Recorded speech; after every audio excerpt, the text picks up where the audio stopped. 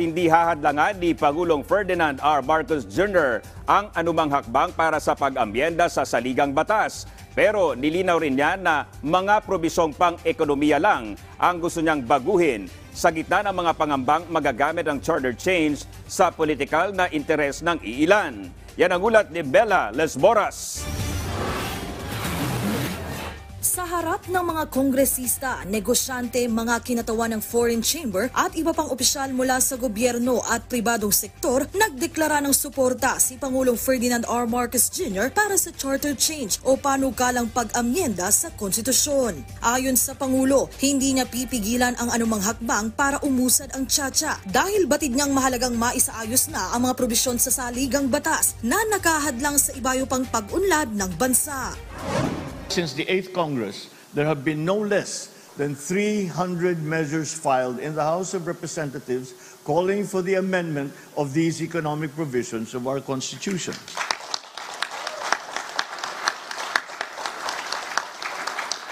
And we must allow this healthy and democratic debate to rage on, engaging and informing the minds of our citizens, especially since the socio-economic development of our country is directly involved. I will neither hinder this dialogue nor encroach on the prerogatives of Congress and the sovereign will of the Filipino people. Pero pangamba ng iba, baka kasi magamit ang tsa-tsa para sa politikal na interes ng ilan. Agad namang nilinaw ng presidente na tanging economic provisions lang ng konstitusyon ang nais niyang maamyendahan. I want to make it clear, this administration's position in introducing reforms to our Constitution extend to economic matters alone, or those strategically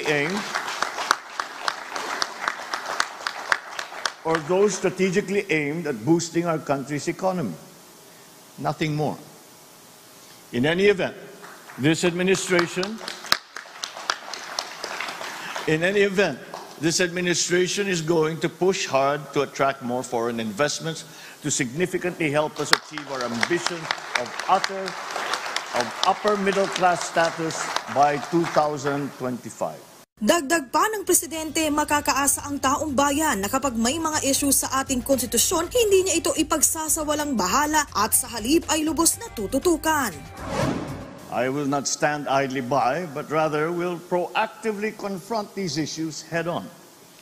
For it is my sworn duty as elected president to preserve and defend the Constitution, and also to ensure that laws, especially the fundamental law of the land, are faithfully executed. Ikinalugod naman ni House Speaker Martin Romualdez ang naging deklarasyon ng Pangulo, lalo pat kabilang sila sa mga lubusang nagsusulong ng economic tsa-tsa. Sabi ng House Speaker, mahusay na naipaliwanag ng Pangulo kung gaano kahalaga ang constitutional reform para sa ating ekonomiya at sa buhay ng bawat Pilipino. Masaya rin si Romualdez na binigyang pansin ng Pangulo ang kanilang mga hakbang at pagsisikap sa Kamara para sa tsa-tsa. Tugon naman ng iba pang kongresista.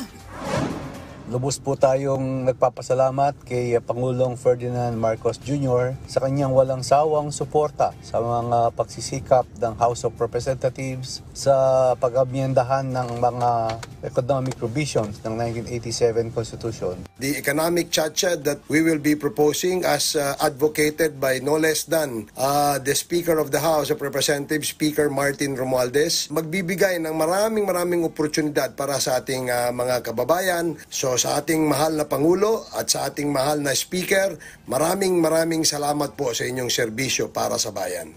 Matagal na po namin ito ipinaglalaban sa Kongreso sa pamamagitan ng aming pong Speaker Martin Romualdez. Kaya po ang aking pakiusap sa ating mga kasamahan na senador, bilisan naman po natin ang ating trabaho. Mela Lesmoras para sa Pambansang TV sa Bagong Pilipinas.